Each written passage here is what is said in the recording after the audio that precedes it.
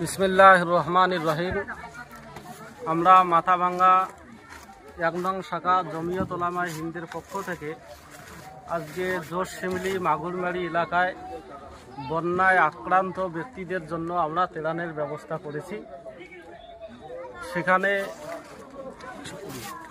আমাদের শক্তি অনুযায়ী আমরা কিছু চাল, কিছু সরিষার তেল এবং আলু এবং সয়াবিনের আমরা ব্যবস্থা করেছি।